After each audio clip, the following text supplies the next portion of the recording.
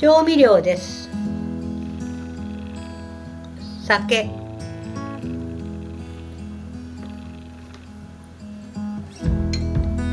味噌、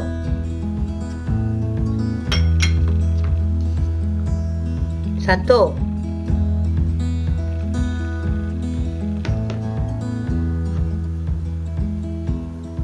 醤油、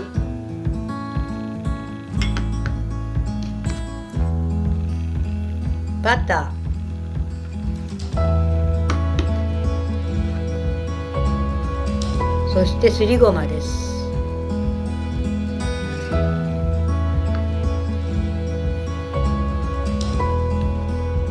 次に鮭をボウルに移し、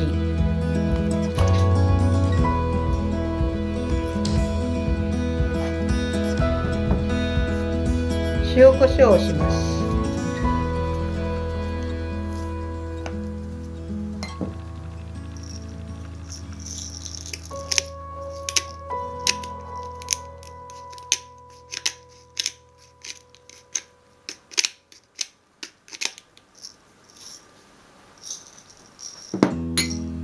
そして片栗粉をまぶします。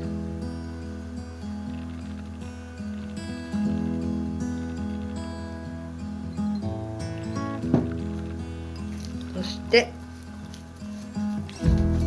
なじませます。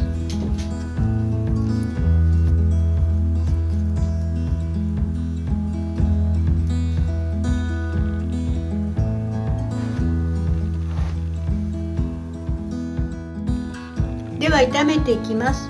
まずフライパンを中火で熱します。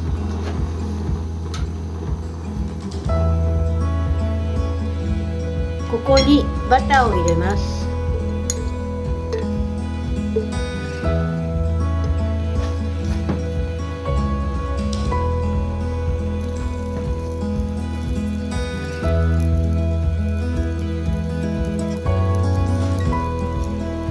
先ほどの鮭を入れます。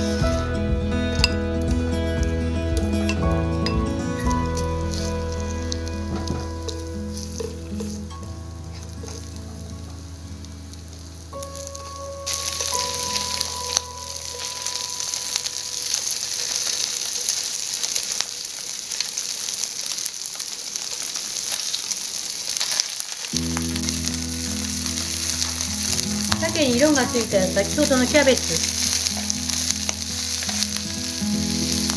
してしめじを入れます。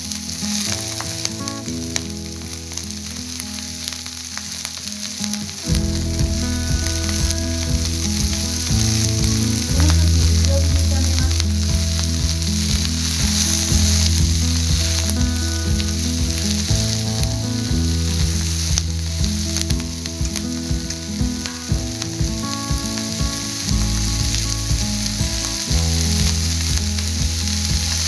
全体に火が通ったら先ほどの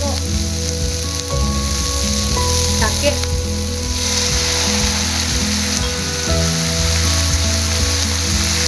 噌、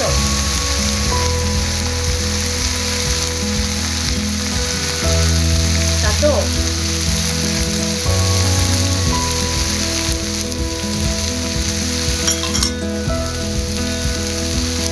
して醤油を入れます。